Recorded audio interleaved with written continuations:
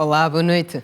Bem-vindos ao melhor da atualidade, dominada hoje pelo impacto da chuva que caiu com intensidade um pouco por todo o país. A nível de Luanda, o dia voltou a ser de dificuldades e também acertos. Administradores dos diferentes municípios estiveram reunidos com a Comissão Provincial de Proteção Civil, um encontro dominado sobretudo por problemas já identificados. O que se pretende é encontrar respostas objetivas para os problemas identificados.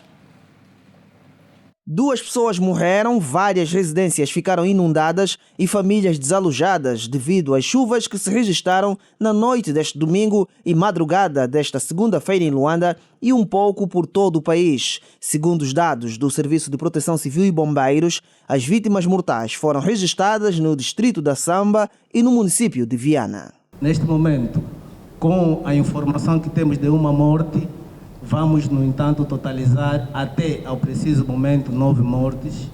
Estas têm como causas 5 por arrastão, 2 por eletrocução, 1 por afogamento.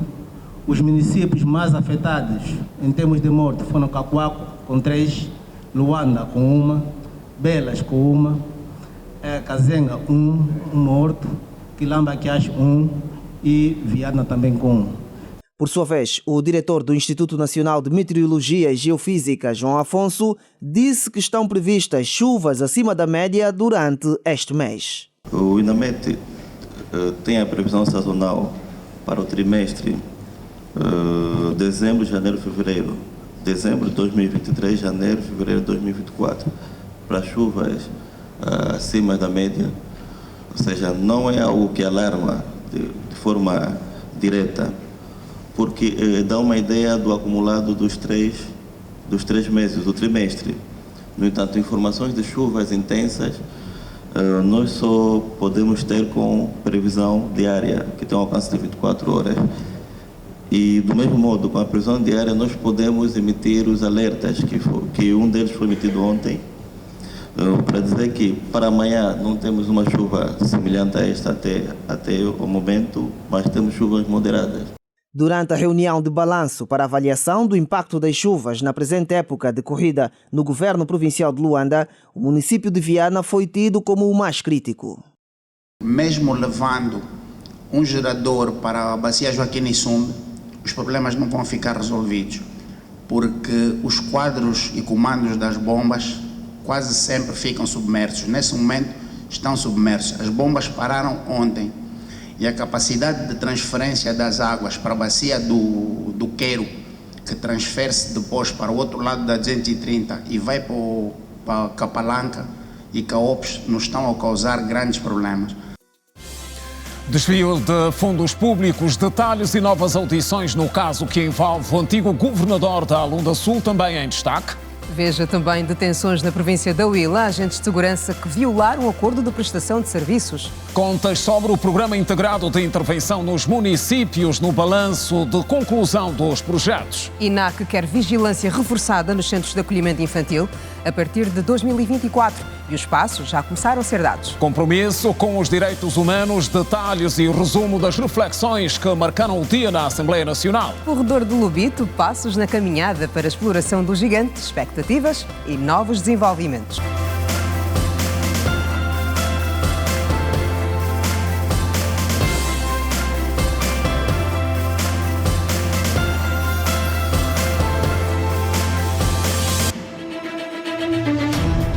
Números do futuro. Nossa ambição para os próximos 4 anos é a de descontinuar a utilização das centrais térmicas. Tome nota. 2024. 50 casos confirmados da tuberculose.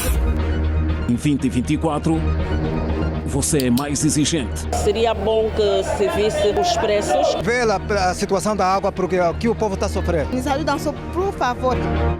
Confiante e assertivo nas escolhas que faz. Esse é um dos mais variados eventos. O concurso público para o efeito. Angola pretende também explorar ao abrigo dos acordos.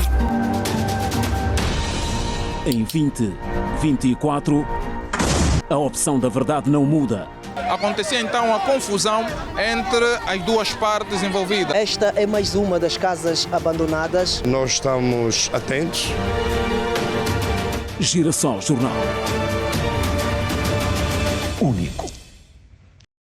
Estamos no ar, outra vez, boa noite. O município de Viana é dos que mais estragos registrou, isto em relação à chuva que marcou hoje a capital do país. Foram mais de 8 horas de carga intensa. E as marcas deixadas são as de sempre.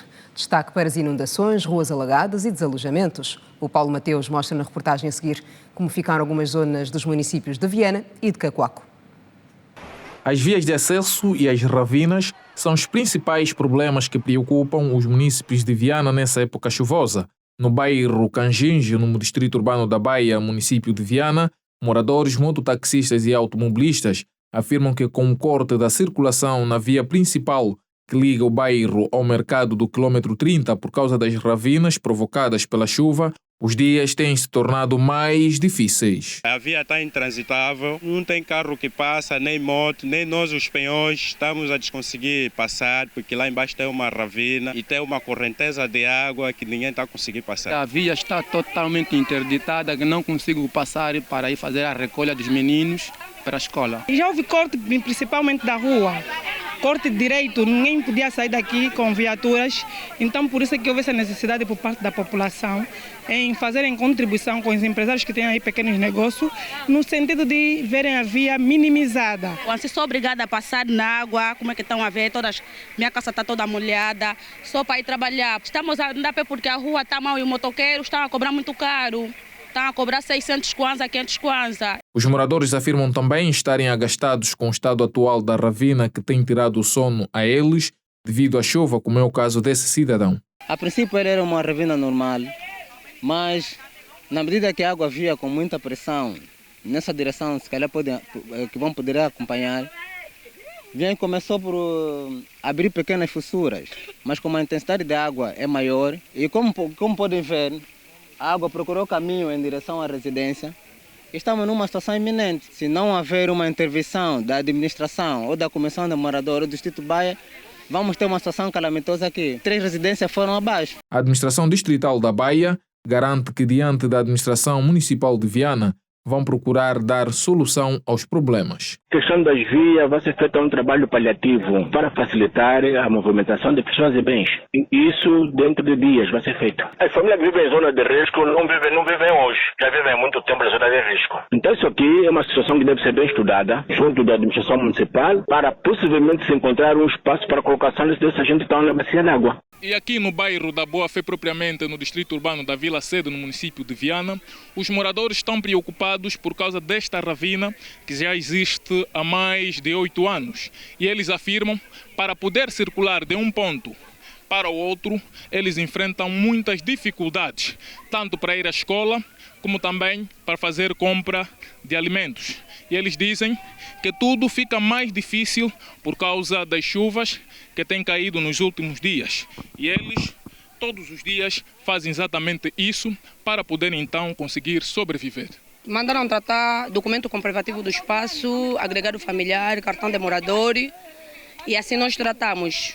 Fomos levando, mas nunca nos deu êxito. Quando a chuva cai mesmo muito, aquilo começa a desabar. Muitas casas já se foram. Só de manhã que caiu a chuva, eu fiquei até 11 horas. A minha menina de 9 anos estava a chorar com fome, porque não tem como atravessar daquele lado para ver neste lado para ir ao mercado, porque o mercado está neste lado. Às vezes as crianças, porque às vezes mandamos criança, você a mãe fica aqui ao lado da vala, a criança tem que se arrastejar até dentro da vala e atravessar nesta ponte. Com essa chuva complicou tudo, e mais gravante, a minha menina se ficou mais complicado para ir na escola, porque ela estuda nessa escola da Boa Fé. Nas últimas intervenções dadas pela administração municipal de Viana, a mesma garantiu que questões financeiras estão na base da resolução do problema das ravinas, mas que já foram todas catalogadas para o devido estancamento.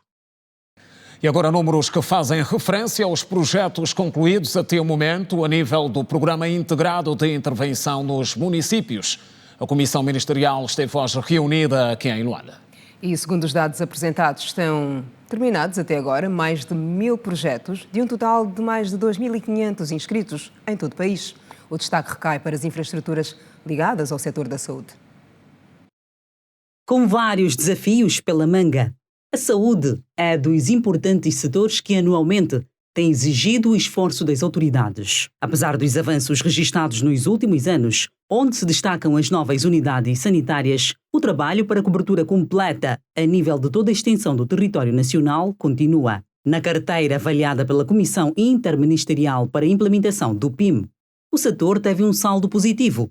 Segundo a Comissão, todas as comunas do país viram nascer um novo centro ou posto de saúde. Atualmente, nós, no domínio da saúde, já contamos com 332 projetos concluídos, onde damos destaque à existência de 48 novos postos de saúde, 47 novos centros de saúde e 19 hospitais municipais, entre construídos de raiz e reabilitados. A educação é igualmente das grandes preocupações do Executivo. Só este ano, os últimos dados davam conta do aumento de escolas improvisadas no centro e sul do país. Com o alcance da nova cifra de 332 projetos concluídos, maior número de crianças poderão ter acesso ao sistema de ensino. Estes projetos concluídos e entregues à população permitiram aumentar a oferta formativa em pelo menos mais 267 novas salas de aulas disponibilizadas à população. Um total de novos alunos têm então a possibilidade de ingressar para o sistema educativo. As escolas na tipologia de 7 salas, com 172 novas escolas de 7 salas e novas escolas de 12 salas, no número de 66, preenchem o grande número de projetos no domínio da educação. São no total 2.584 projetos que constam da carteira do PIM. Projetos estes que passam pelas áreas da educação, saúde, energia e águas e outras mais. Segundo a Comissão Interministerial, apesar da situação financeira que o país enfrenta de ligeiro aperto, em nada reduz a execução dos projetos do PIM e que, segundo esta mesma comissão, as obras devem continuar no ritmo que for necessário. As vias de comunicação tiveram igualmente um bom desempenho na execução de projetos. Neste momento, só em projetos de terraplanagem, o PIM já contribuiu com 712 quilómetros de estradas terraplanados e 117 quilómetros de estradas em asfalto e 18 quilómetros em recelagem. Aqui dar nota que este agregado de projetos de recelagem, asfaltagem e terraplanagens tem estado efetivamente a permitir a ligação de vários centros de produção a centros de consumo. O Plano Integrado de Intervenção nos Municípios tem como foco aumentar a autonomia dos 164 municípios do país no quadro da política de desconcentração e descentralização e aumentar a qualidade de vida em todo o território nacional. E avançamos com o caso do antigo governador da província da Lunda Sul, que responde em tribunal por crimes de desvio de fundos públicos. Na senda da recolha de provas tiveram lugar novas audições. Além de um declarante, o Tribunal Supremo ouviu hoje o responsável de uma das empresas que terá sido usada por Ernesto Quitaculo como canal de desvio de dinheiro público. Dos 17 declarantes arrolados no processo, foi apenas ouvido nesta sessão o ex-administrador municipal de Saurimo, que negou ter conhecimento dos contratos celebrados pelo arguido Ernesto Quitaculo, acusado pelo Ministério Público nos crimes de peculato e abuso de poder no exercício das suas funções. Durante a audiência presidida pelo juiz Daniel Modesto Geraldes, o responsável da empresa Chimark confirmou ter celebrado vários contratos com o arguido, entre os quais um de 25 milhões de kwanzas, que serviria para a contenção de 3 ravinas na cidade de Saurimo, bem como a construção de uma biblioteca e um monumento histórico. O responsável confirmou ainda que o atual governador da Lunda Sul terá pago 37 milhões dos 49 milhões que o GPLS tem supostamente como dívida. Segundo o Ministério Público, apesar das várias transferências efetuadas pelo arguido à referida empresa, nenhum dos contratos, que totalizam 180 milhões de kwanzas, terá beneficiado a cidade de Saurimo. A audiência prossegue nesta terça-feira com as alegações orais e deverá também ser anunciada a data para a leitura dos quesitos. E na província da Huila foram detidos cidadãos de uma empresa de segurança que violaram um acordo de prestação de serviço. Os cidadãos em causa foram apanhados em flagrante delito a assaltar o posto que estava sob sua guarda. 6 trabalhadores de 2 empresas de segurança privada foram detidos em flagrante pela polícia no Lubango, acusados de roubo a armazéns do mercado do Mutundo. Segundo o porta-voz do Comando Provincial da Polícia, os 6 seguranças cometiam os crimes quando protegiam os armazéns. Estes indivíduos pertencentes a 2 empresas de segurança reuniram-se ou têm reunido-se para então, com recurso à arma de fogo, assaltarem os armazéns no mercado do Mutundo. Nesta altura, os indivíduos alegam que realizam este assalto só ao decurso deste ano e também os mesmos alegam que já realizaram assalto em outros pontos ali no mercado do Mutundo, em outros armazéns. Portanto, nós vamos continuar a trabalhar no sentido de garantir a segurança pública e dar qualidade de segurança aos nossos cidadãos. Estivemos aí com meus colegas e conversar só desse momento, tivemos a conversar só. O meu colega também me passa mais atrás, ele foi tirar esse numa armazém, depois a polícia veio, me deram uma captura. O camarada era um homem da ideia, disse que vamos assaltar esse armazém. O armazém está no meio do nosso armazém, no nosso meio. Ele disse assim, vamos assaltar aí, qual é a ideia? 3 semanas a falar, nós não concordamos. O azar, quando nos caiu, não bateu a porta, acreditamos no que ele falou. Eles fizeram conforme que eles sabem, abriram o armazém, tiraram lá 4 sacos de açúcar, não estou muito arrependido. E o Instituto Nacional da Criança quer ver os centros de acolhimento infantil mais reforçados em termos de vigilância. E tem por isso mesmo em carteira a instalação de sistemas integrados nos centros a partir de março de 2024. Cerca de 8.000 crianças vivem nos centros de acolhimento. As instituições que abrigam menores acusados de feitiçaria, vítimas de violência doméstica e abandono, debatem-se com o dilema da alimentação e o excesso de crianças. Temos crianças do regime, ou seja, nesse momento estão em regime interno, são crianças órfãos de pai vivo, crianças que são acusadas de bruxarias e muitas outras práticas. As crianças de regime externo são aquelas crianças da comunidade, mas fazem a refeição lá dentro do nosso orfanato. A maior dificuldade alimentar. O Lar Cuzola, no cômputo geral, está bem. A dificuldade que sobressai é o número elevado de crianças, porque nós estamos a falar de uma capacidade para 250, eu fiz referência que a frequência agora ronda 350, a criança então está acima. Entretanto, as crianças que entram e saem dos lares do país vão ser melhor vigiadas através do Sistema Integrado de Gestão de Dados nos Centros de Acolhimento. O software foi apresentado aos responsáveis dos lares, que pedem rigor no seu funcionamento. É uma base de dados, ou seja, muito importante para que não possamos falsificar dados. Penso que é uma forma estratégica que nos vai possibilitar a prestação de contas. Há toda a necessidade de existir uma plataforma e que não esteja acessível a todos e que todos os trâmites legais que ditam os direitos de imagens das crianças sejam acauteladas. Isso também vai permitir que nós, trabalhando em rede, saibamos que vaga tem, por exemplo, o Centro Horizonte Azul. É legítimo que o governo tenha esse controle. O Sistema Integrado de Gestão de Dados nos Centros de Acolhimento vai uniformizar o cadastramento das crianças que chegam aos 124 lares do país, bem como garantir melhor acompanhamento nas instituições que forem inseridas. O sistema vai poder nos dizer quanto tempo esta criança está no centro e já tem requisito para passar para a planilha de adoção e por que não passou. Através do sistema já poderemos acompanhar quantas crianças entraram no centro de acolhimento durante o mês Y, quantas crianças saíram, quantas estão no centro e quantas têm requisito para serem adotadas. Isso vai permitir maior acompanhamento, maior fiscalização e vai permitir também elaborar melhor as nossas políticas de gestão e acompanhamento da permanência das crianças nos centros.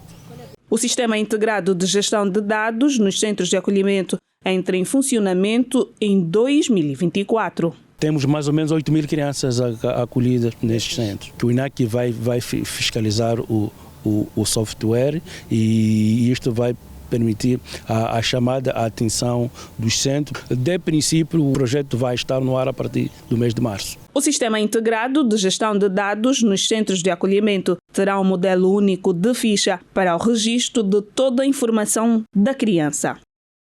Falamos de saúde a seguir. Em Cabinda, o Hospital Provincial está a ser preparado para enfrentar da melhor forma a demanda durante a quadra festiva.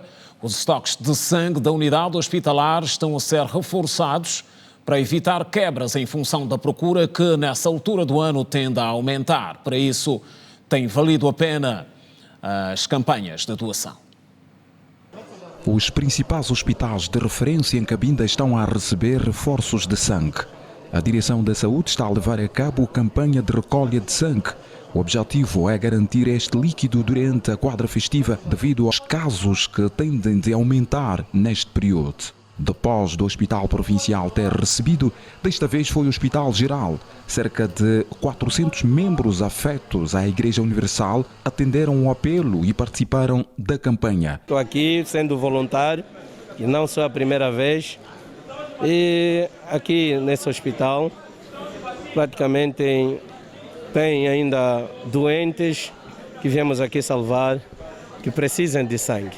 Este é o objetivo. Doar sangue significa salvar vida, e porque eu sou cristão e é isso que a gente aprende na igreja, né? O amor ao próximo. Então, quando eu dou um pouco do meu sangue para dar àqueles que não têm, porque hoje muita gente está a morrer por falta de sangue, então estou a salvar vidas, estou a praticar o amor ao próximo. O líder da Igreja Universal em Cabinda disse que foram mobilizados membros voluntários para participarem, porque, segundo este, ajudar o próximo é sinônimo de amor. Nós mobilizamos cerca de 400 fiéis para essa atividade. Sabemos que é uma atividade nobre, a doação de sangue, uma vez que estamos no mês de dezembro. É um mês em que, infelizmente, há muitas ocorrências. Lançamos o apelo e estamos a trabalhar em conjunto para juntos encontrarmos então aquilo que são as soluções para o nosso povo. O coordenador da Associação dos Dadores de Cabinda assegurou que nesta época festiva ações mobilizativas são intensificadas com vista a garantir estoque nos hospitais. Sempre no final do ano a procura tem sido maior por causa dos acidentes, sobretudo na passagem de ano. Temos aqueles jovens que não ouvem os conselhos, ficam ali a passear na calada da noite, todos eles embriagados, e os acidentes também ali ganham o seu crescimento. E logo que os acidentes ganham o crescimento, os blocos operatórios também ali não entram de férias. Então o sangue ali é mesmo procurado. Logo, nós como associação provincial temos estado também a intensificar nisto para cautelarmos de forma que quando situações desta natureza nos batem a porta nas nossas unidades hospitalares, o sangue está lá sempre à espera deste paciente. Não o paciente à espera do sangue, mas sim o sangue à espera do paciente. Esta campanha que está a se realizar vai garantir, né, o nosso estoque e vai garantir também que a gente acude paciente com necessidade do mesmo, que é o sangue. O Instituto Nacional de Segurança Social promete penalizar as empresas que não cumprem com as suas obrigações. Isto em relação ao pagamento obrigatório de prestação de funcionários. O presidente do Conselho de Administração do INSS explicou que algumas dessas empresas já foram várias vezes notificadas e garantiu que o próximo passo vai ser a cobrança coerciva. No mês passado, a Central-Geral de Sindicatos Independentes Livres de Angola disse ser curioso o facto da maioria das empresas que não fazem o depósito para a segurança social pertencerem ao próprio Estado. No entender dos sindicalistas, o Executivo deve sancionar as empresas incumpridoras. Em reação, o presidente do Conselho de Administração do Instituto Nacional de Segurança Social garantiu que as empresas que não cumprirem com o pagamento regular à segurança social serão penalizadas. As empresas sabem bem que existe um processo de cobrança coerciva. Aquelas que não cumprem com as obrigações estabelecidas por lei certamente o INSS vai ter que agir conforme a lei determina. Então, nós temos apelado às empresas de forma voluntária a pagarem as contribuições, porque se elas não pagarem estarão a prejudicar milhares e milhares de trabalhadores que ao longo da sua vida contribuíram e não veem respaldado na base da segurança social a sua contribuição. Logo, deixo aqui o apelo a todas as empresas que paguem a contribuição social e não só. Os trabalhadores também têm que servir de fiscais das próprias empresas, têm que acompanhar a sua carreira contributiva e eles, quando sentirem que na base do INSS não consta a carreira contributiva, deverão então ou denunciar a empresa ou eventualmente apelar a empresa para que pague a sua contribuição. Por outro lado, o gestor referiu que o Instituto de Segurança Social está a passar por um processo de modernização e dinamização das suas ações. Nós estamos aqui a trabalhar para uma transformação digital e durante os últimos anos a Segurança Social sofreu essa transformação digital. Hoje estamos cada vez mais próximos às empresas e também os nossos segurados e pensionistas. Por via do nosso portal, portanto, hoje a partir do nosso portal, o cidadão pode consultar a sua carreira contributiva e também as empresas poderão controlar a sua carreira, a sua prestação, a sua contribuição à Segurança Social. Logo, portanto, isto é a transformação digital, a prova de vida digital é outra transformação digital, portanto, os nossos pensionistas que usam hoje, a partir do smartphone, podem fazer a partir de casa a prova de vida, sem ter que se deslocar aos balcões do INSS. Portanto, vamos continuar a trabalhar, portanto, a vida não é estanque, a vida é dinâmica, a vida do INSS também é dinâmica e temos de trabalhar sempre para trazer as melhores condições possíveis para os contribuintes, segurados e pensionistas. Segundo o Instituto Nacional de Segurança Social, só têm direito à prestação de reforma os trabalhadores que contribuíram para os prazos de garantia mínima, que são de 15 anos e máxima, que são de 35 anos, equivalentes a 420 mensalidades. E voltamos ao assunto da abertura do jornal. A chuva que marcou o dia em Luanda. O governador de Luanda passou por algumas das zonas mais afetadas e avaliou os danos causados. O governador Manuel Homem manteve igualmente contacto direto com as famílias sinistradas e, para alguns casos específicos, garantiu intervenção pontual. A bacia de retenção da Gamec foi dos pontos mais críticos visitados hoje pelo governador de Luanda, Manuel Homem. Nos próximos dias, segundo o governo da província de Luanda, far-se-á trabalhos de sucção das águas para a posterior execução de requalificação de drenagem do local. A curto prazo nós poderemos procurar vias de sucção e estamos a trabalhar no sentido de mobilizar alguma motobomba com alguma capacidade com a devida tubagem para a gente poder drenar essas águas nas estruturas de drenagem que se encontram a certa distância daquela bacia. Esta é a solução, digamos assim, imediata. A solução de longo prazo é fazer-se um trabalho de requalificação do sistema de drenagem, que é bastante exíguo, para não dizer que é quase inexistente naquele ponto, de formas a garantir com que haja chuva intensa ou não, a comunidade esteja devidamente protegida e que a água drene sem problema. A jornada de campo estendeu-se até Viana, onde os moradores do bairro Capalanga, zona dos Sete Montes, reclamam por melhorias desta ponte que tem criado inúmeros constrangimentos à população. Bastou começar a chover, as dificuldades começaram.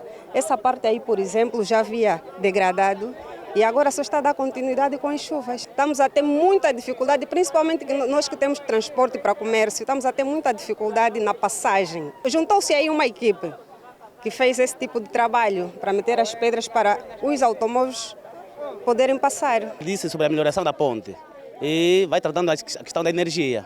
Se assim for, a comunidade, então fica satisfeito. Então nós estamos a pedir ao seu governador, província de Luanda, para ver se nos ajuda a comunidade. Porque senão assim nada muda, meu irmão. Está mal mesmo. Você está a ver aqui, a pedra está muito mal. É muito recente, caminho de 90 dias. A avenida de Olinda Rodrigues, na Nacional 230, registrou igualmente um volume de água considerável, causando constrangimentos na circulação rodoviária, um problema que também já foi identificado pelas autoridades. Visitamos também o bairro Capalanga, que tem grandes desafios de acessos e que também medidas foram tomadas no sentido de melhorar, de atenuar as dificuldades de acessibilidade nesta fase, enquanto se espera por melhor tempo para a aplicação das soluções sustentáveis. Essa via tem um empreiteiro que ainda está a levar a cabo os seus trabalhos e saiu daqui a decisão, não é? Há uma promessa de o empreiteiro, dentro do seu cronograma, atualizar no sentido de intervir imediatamente aqui. Estão de volta às notícias. Segunda parte do jornal Associação Jucarente recebeu hoje o apoio prometido pelo Presidente da República, a organização que se dedica ao trabalho com jovens carenciados em várias localidades de Luanda. Estamos a falar em 30 mil euros, entregues hoje pelo Ministro das Relações Exteriores, Tete António, em representação do chefe de Estado. Com estas palavras, o Presidente da República, João Lourenço, prometia doar os 30 mil euros do prémio José Aparecido de Oliveira, que lhe tinha sido atribuído pela CPLP. Apraz-me anunciar, por último, que o montante pecuniário associado a esta distinção será doado à Associação Juvenil de Apoio aos Jovens Carentes, Jucarente, instituição de solidariedade social angolana que atua nos municípios do Cacoaco, Belas e Quissama. E porque promessa é dívida, nesta segunda-feira, 11 de dezembro de 2023, em representação do chefe de Estado angolano, o Ministro das Relações Exteriores, Tete António, fez a entrega do cheque simbólico ao líder da Associação Juvenil de Apoio aos Jovens Carentes, Jucarente. A distinção do Presidente da República de Angola foi decidida por aclamação do júri e resulta do evidente empenho e dedicação do Presidente da República na valorização e promoção dos princípios, valores e objetivos da CPLP nos últimos 2 anos à frente da comunidade. A atribuição do prémio José Aparecido de Oliveira ao Presidente da República tem diversos significados e demonstra o seu comprometimento com as políticas sociais. Sua Excelência, Sr. Presidente da República de Angola, o facto de ter atribuído à Associação Jucarente o referido prémio revela o reconhecimento ao mais alto nível do vosso empenho e dedicação pelas causas sociais. Deste contributo que prestei para a atribuição pela CPLP do Prémio José Aparecido de Oliveira, a Sua Excelência, o Sr. Presidente João Lourenço, é, por isso, totalmente natural e justo, pelo simbolismo que representa. Esta não é mesmo uma questão menor, nem o é também o contributo que o Sr. Presidente João Lourenço tem prestado à causa da paz em vários conflitos em África, beneficiando de justo reconhecimento e, aliás, de prémios também justamente atribuídos. No centro das suas prioridades, a Jucarente tem como foco o empoderamento dos mais desfavorecidos.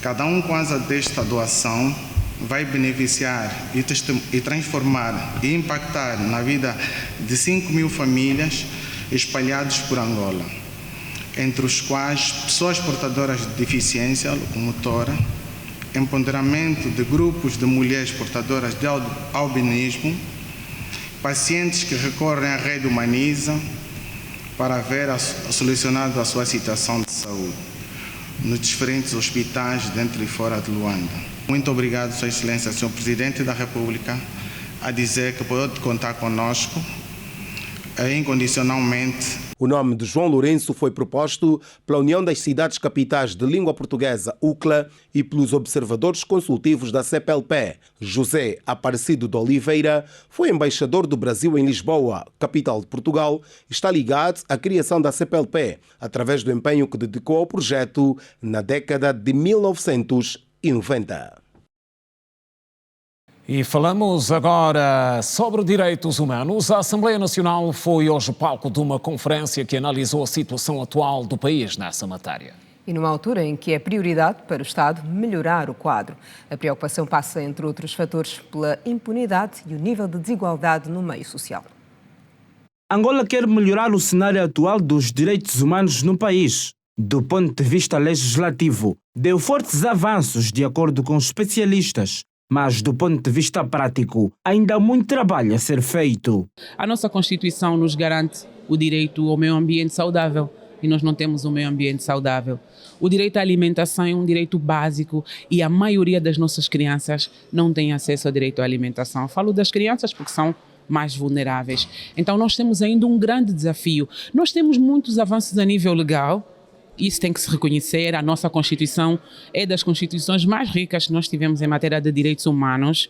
Nós temos um Código Penal bastante atuante em termos de violação de direitos humanos, mas nós ainda temos instituições fracas para a efetivação dessas leis. A luta não é só em Angola, é também ao nível da comunidade internacional. Temos estado confrontados com a luta para a proteção e a promoção dos direitos humanos, até que possamos cada vez mais termos um sistema de proteção e dos direitos humanos cada vez melhor. A impunidade, a desigualdade, a discriminação e a violência são elementos que beliscam os direitos humanos em qualquer Estado. Nesta perspectiva, todos são chamados a participar deste processo que visa assegurar o bem-estar à população angolana. Essa questão de estarem a bater numa pessoa que foi apanhada a roubar, bater, queimar, essa atitude que é das pessoas, é uma atitude completamente errada, contrária à lei, contrária à nossa Constituição, mas ao mesmo tempo também temos que exigir que as instituições funcionem.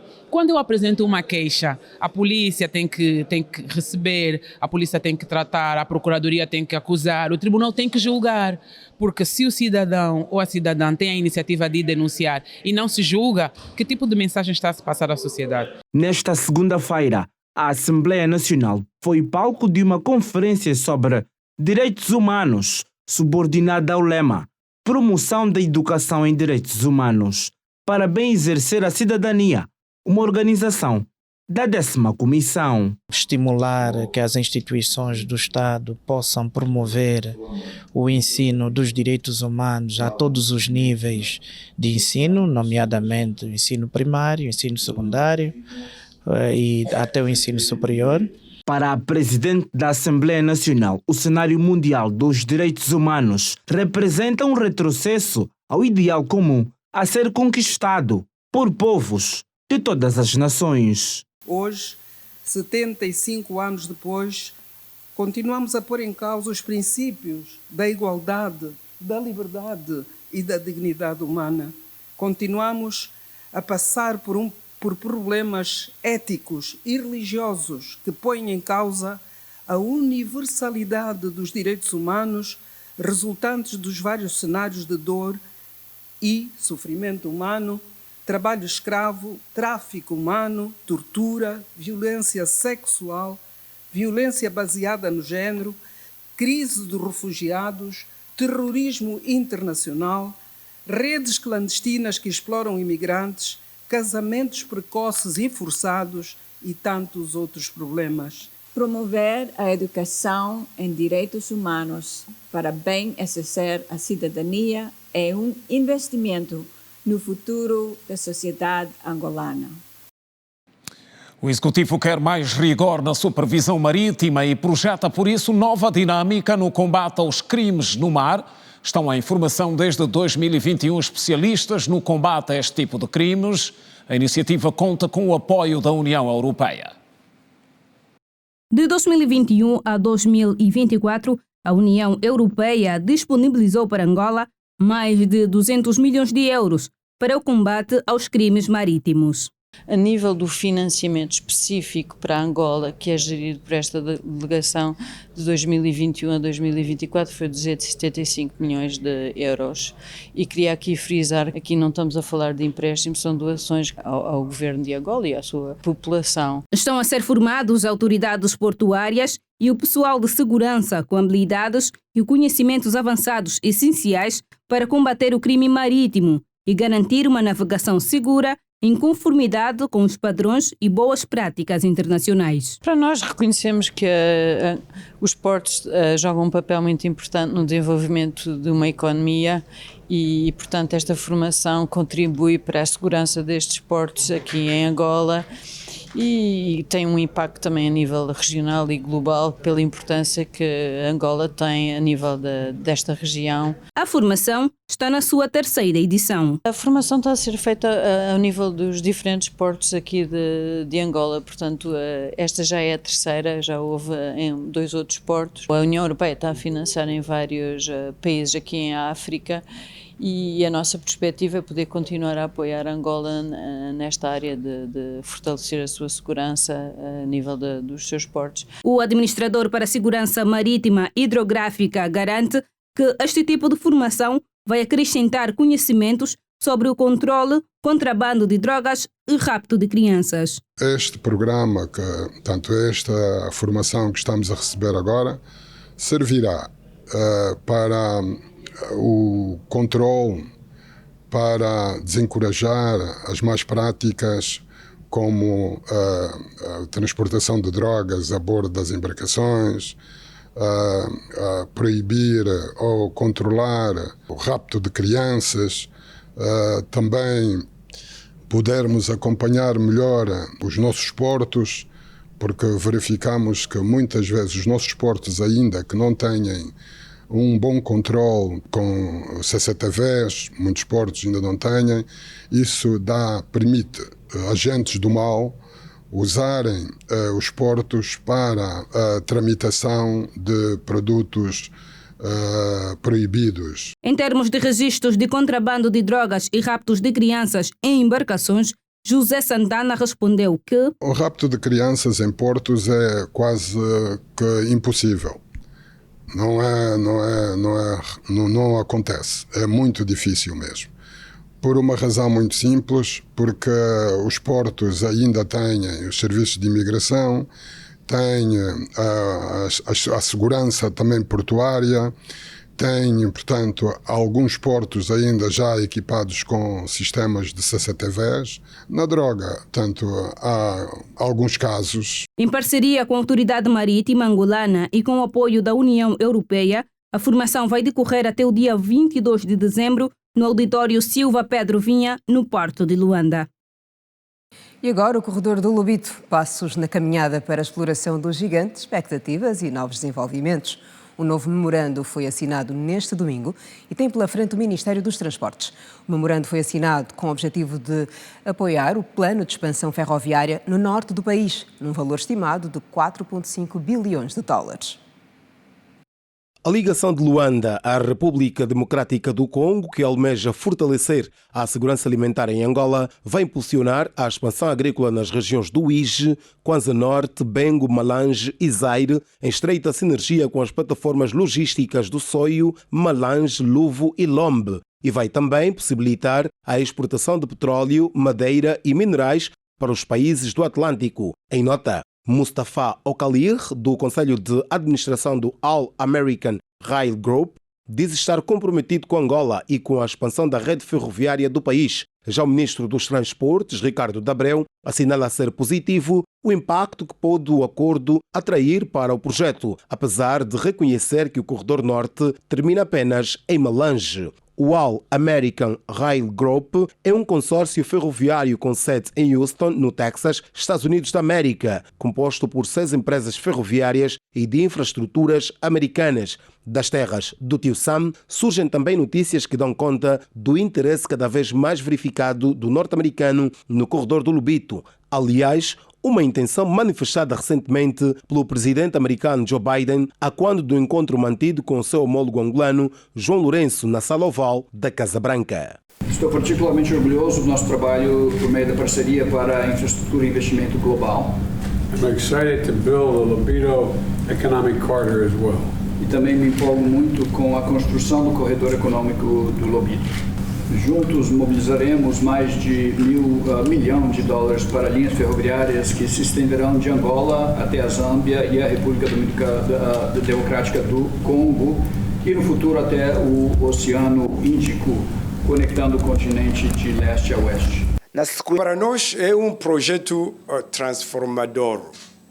Então, um projeto que vai não só beneficiar os angolanos, mas também vai beneficiar a região subsaariana, é o mundo, porque nós estamos a falar sobre um projeto, um corredor que está com a linha do caminho de ferro, mas também o desenvolvimento todo longo do corredor. Por enquanto, nós estamos a falar, a primeira fase é dentro do Lobito até Luau, mas a segunda fase nós estamos a tentar ir até Zâmbia e no futuro nós estamos a tentar ir até o Oceano Índico. Nos últimos 5 anos, o grupo americano e os seus parceiros faturaram qualquer coisa como 19,7 bilhões de dólares, tendo construído e assumido a gestão de 3 mil projetos ferroviários nos Estados Unidos, dos quais mais de 200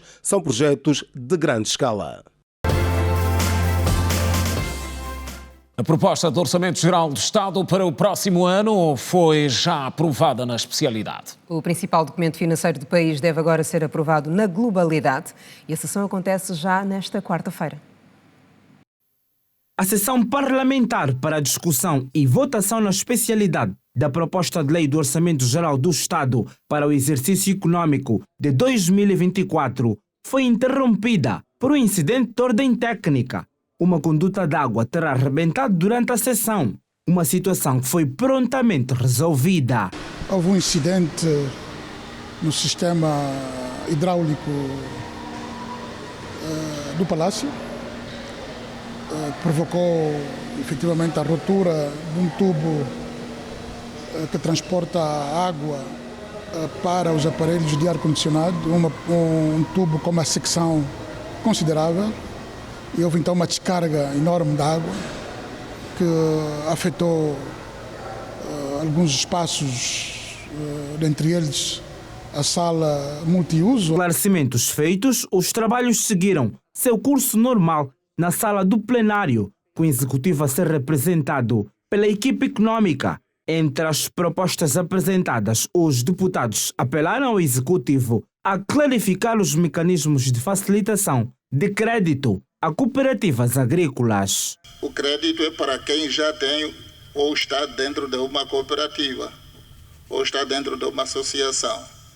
E aqueles jovens que estão ao longo do rio Cunene, aqueles jovens que estão nas lagoas, por exemplo, de Caconda, da Vila Branca, e que precisam de incrementar pela primeira vez a atividade artesanal, como é que ficam?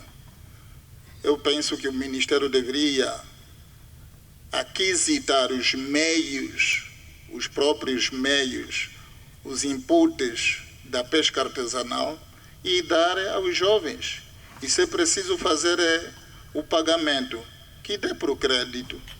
E não esperar o jovem que sai do quimbo, vai fazer crédito, porque o banco também não aceita. Outra preocupação apresentada foi sobre a autonomia financeira da Assembleia Nacional e o aumento da sua fatia orçamental. Preocupação devidamente respondida.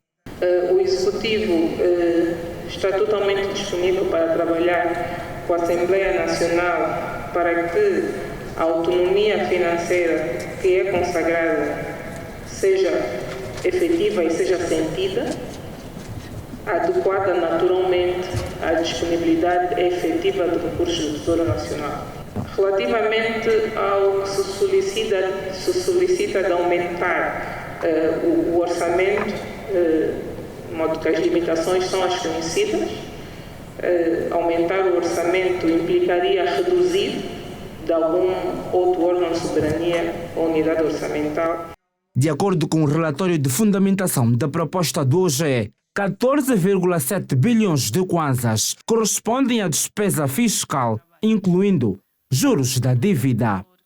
A proposta do OGE para o exercício econômico de 2024, que fixa despesas e receitas em mais de 24 bilhões de kwanzas, foi aprovada na especialidade.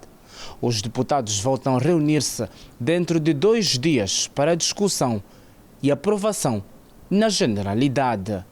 Ao todo foram 40 votos a favor, 18 contra e nenhuma abstenção. O OGE 2024 apresenta um aumento de 24% se comparado ao OGE deste ano.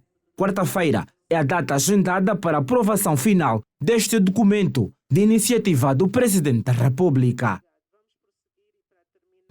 Fora de portas, na Guiné Equatorial, os munícipes destacam as valências da nova cidade que está em construção para substituir a atual como capital do país. Ou seja, nos próximos tempos, a Guiné Equatorial será representada no mapa das cidades capitais por Djibouti, a cidade que vai acolher a Conferência dos Chefes de Estado da África Central e está a ser construída de raiz. Veja na reportagem da Fernanda Gonga, que está na Guiné. Conhecida como a Cidade da Paz, antes chamada de Royala e agora Djibouti, é uma cidade da Guiné Equatorial que está a ser construída para substituir Malabo como a capital nacional.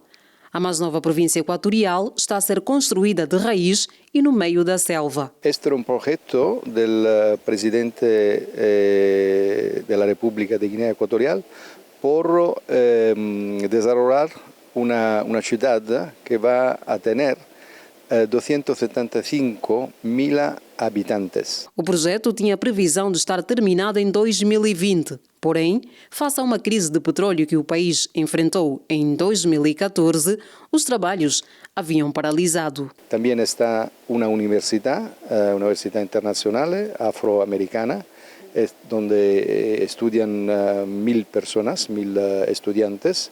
Está um centro de formación de la gente de la aduana, de la CEMAC. Está también una escuela de telecomunicaciones. Está el palacio del gobierno. A cidade é pouco habitada.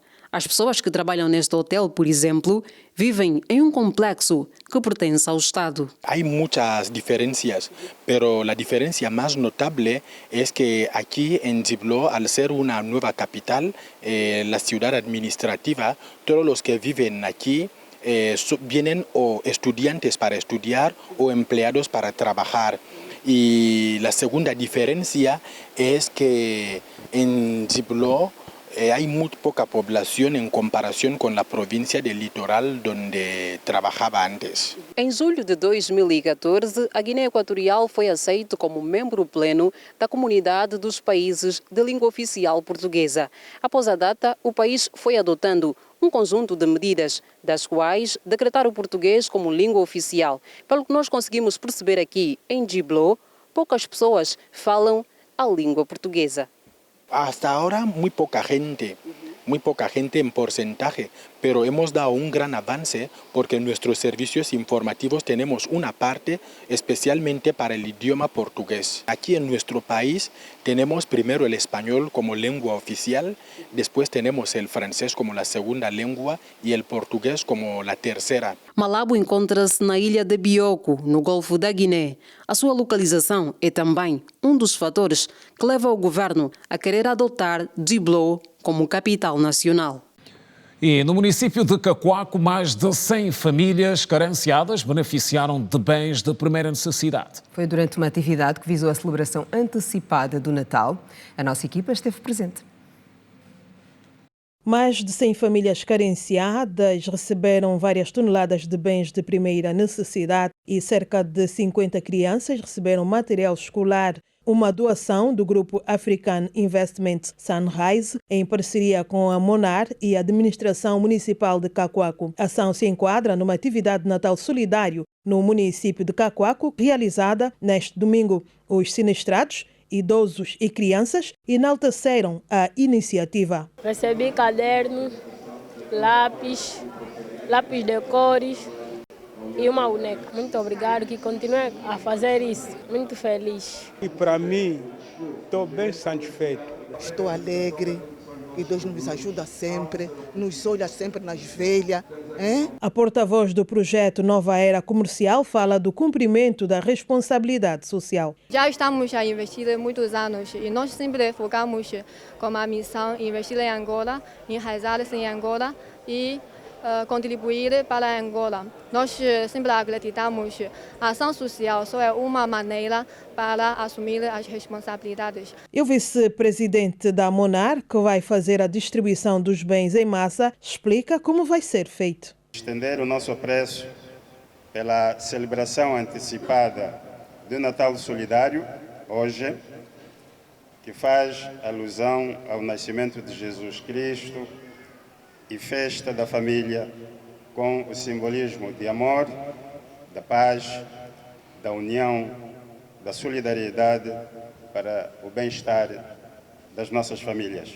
E a administração municipal de Cacoaco avança estratégias que estão a ser implementadas para resolver o problema das famílias carenciadas e afetadas pelas chuvas. A administração trabalha diretamente com as empresas no âmbito da sua responsabilidade social e daquilo que for da disponibilidade das empresas, trabalham conosco por intermédio de associações também já identificadas ou vocacionadas para tal e fazem as suas doações. É a razão pela qual estamos aqui hoje com o MONAR a receber mais alguns kits para as pessoas sinistradas das chuvas, idosos e crianças. Dados das autoridades locais indicam que nos últimos tempos o município de Cacoaco, que tem mais de 1 milhão de habitantes, tem sido um dos mais afetados pela chuva em Luanda. E com este Natal Solidário antecipado ficamos por aqui. Nós vamos voltar certamente amanhã, à mesma hora, 19h45. Já sabe, é um prazer contar consigo do outro lado e é bom tê-lo de volta. Obrigado. Boa noite.